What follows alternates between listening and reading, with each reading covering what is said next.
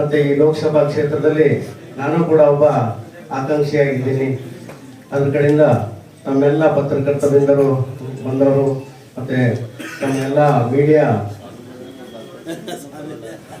ನಮ್ಮ ಪೂಜ್ಯರಲ್ಲಿ ಒಬ್ಬರು ಗುರುಗಳು ಆಕಾಂಕ್ಷಿ ಇದ್ದಾರೆ.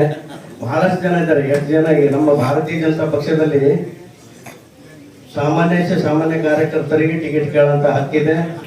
ಮತ್ತೆ ಸಾಮಾನ್ಯ ಕಾರ್ಯಕರ್ತರಿಗೆ ಒಯ್ದು ಎಲ್ತನ ಮುಟ್ಟಿಸ್ಬೇಕು ಅಂತ ಒಂದು ಹುಸಿಯಿಂದ ಉದಾಹರಣೆನೂ ನಮ್ಮ ಭಾರತೀಯ ಜನತಾ ಪಕ್ಷದಲ್ಲಿದೆ. ಬೇರೆ ಯಾವುದೇ ಪಕ್ಷದಲ್ಲಿ ಎಲ್ಲ ರಾಜಮನೆತನದವ್ರಿಗೆ ತರ್ತಾರ.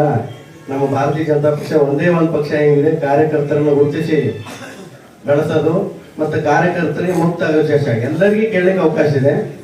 ಅದಕ್ಕೆ ಅದರಲ್ಲಿ ನಮ್ಮ ಹಿರಿಯರಾದಂಥ ಅವರು ಇದ್ದಾರೆ, ಪೂಜ್ಯರಿದ್ದಾರೆ, ಇನ್ನೂ ಸಾಕಷ್ಟು ಜನ ಆಕಾಂಕ್ಷಿಗಳಿದ್ದಾರೆ.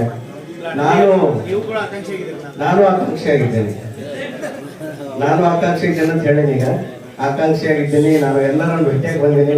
ಇವಾಗಲೇ ರಾಜ್ಯಾಧ್ಯಕ್ಷರನ್ನ, ಸಾಕಷ್ಟು ಹಿರಿಯರನ್ನ, ಎಲ್ಲ ಸಂಬಂಧಪಟ್ಟ ಪೂಜ್ಯರನ್ನ ಎಲ್ಲರ ಭೇಟಿಯಾಗಿ ಬಂದೀವಿ.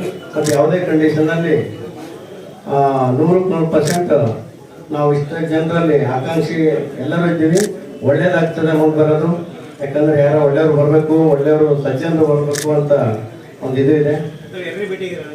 ಎಲ್ಲರಿಗೂ ಭೇಟಿಯಾಗಿದೆ, ಸಂಬಂಧಪಟ್ಟವರಿಗೆ ಎಲ್ಲರಿಗೂ ಭೇಟಿಯಾಗಿದ್ದೀವಿ, ಎಲ್ಲರ ಆಶೀರ್ವಾದ ತಗೊಂಡಿದ್ವಿ. ಹೀಗಾಗಿ ಮುಂದುವರಂತ ಲೋಕಸಭಾ ಎಲೆಕ್ಷನ್ಗೆ ನಾನು ಒಬ್ಬ ಆಕಾಂಕ್ಷಿ ಇದ್ದೀನಿ ಅಂತೇಳಿ ತಮ್ಮ ಮುಖಾಂತರ ಹೇಳಕ್ ಬಯಸ್ತೇನೆ.